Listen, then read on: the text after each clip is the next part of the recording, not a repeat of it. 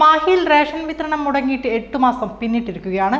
എന്നാൽ കഴിഞ്ഞ 2 മാസമായി അരി എത്തിയിട്ടും വിതരണം ചെയ്യാത്ത അധികൃതരുടെ നിലപാടിൽ പ്രതിഷേധിച്ച് മാഹി മേഖല യൂത്ത് കോൺഗ്രസ് കമ്മിറ്റിയുടെ നേതൃത്വത്തിൽ മാഹി സിവിൽ സപ്ലൈസ് സൂപ്രണ്ടിനെ ഉപരോധിച്ചു.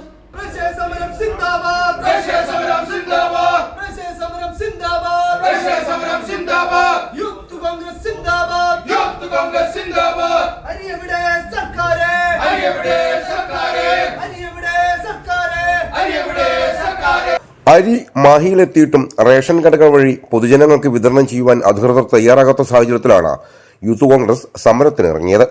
ഉപരോധ സമരത്തെ തുടർന്ന് അധികൃതരുമായി നടത്തിയ ചർച്ചയിൽ ഈ മാസം 16-നുള്ളിൽ അരി വിതരണം ചെയ്യുമെന്ന് ഉറപ്പു നൽകിയതിനെ തുടർന്ന് സമരം അവസാനിപ്പിച്ചു.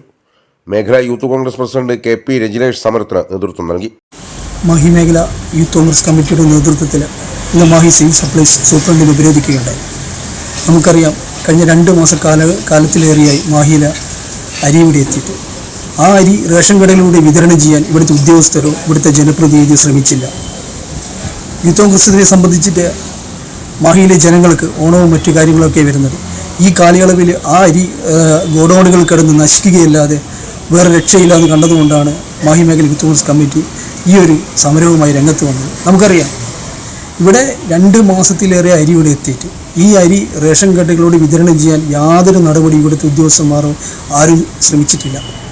അതുകൊണ്ടാണ് യൂത്ത് കോൺഗ്രസ് നേരിട്ട് പോയിട്ട് സിവിൽ സപ്ലൈസ് സൂപ്രണ്ടിനെ ഉപരോധിച്ച് ഈ മാസം 16-നുള്ളിൽ ഈ അരി മാഹിയിലെ റേഷൻ കടകളിൽ വിതരണം ചെയ്യുമെന്ന് ഉറപ്പ് ലഭിച്ചതിൻ്റെ അടിസ്ഥാനത്തിലാണ് മേഖലാ യൂത്ത് കോൺഗ്രസ് കമ്മിറ്റിയുടെ നേതൃത്വത്തിൽ ഇന്നത്തെ ഈ ഉപരോധ സമരം അവസാനിപ്പിച്ചത്. അതേസമയം ഈ മാസം 16-നുള്ളിൽ മാഹിയിലെ എല്ലാ റേഷൻ കടകളിലും ഈ അരി വിതരണം ചെയ്തില്ലെങ്കിൽ ഇതിനും വലിയ ശക്തമായ സമരവുമായി മേഖലാ യൂത്ത് കോൺഗ്രസ് കമ്മിറ്റി മുന്നോട്ട് പോകുമെന്ന് ഇവിടെ പറയുകയാണ്. വൈസ് പ്രസിഡന്റ് മുഹമ്മദ് സർഫാസ്, സംസ്ഥാന youth Congress general secretary Sreejesh MK, block Congress general സെക്രട്ടറിമാരായ K Harindran, Shyamjith Parakkal, secretary Ajayan Poozhiyil, youth Congress മുൻ പ്രസിഡന്റുമാരായ KV Harindran, Ansil Aravind, social media coordinator Muhammad Mumbash തുടങ്ങിയവർ ചർച്ചയിലും സമരത്തിലും പങ്കെടുത്തു.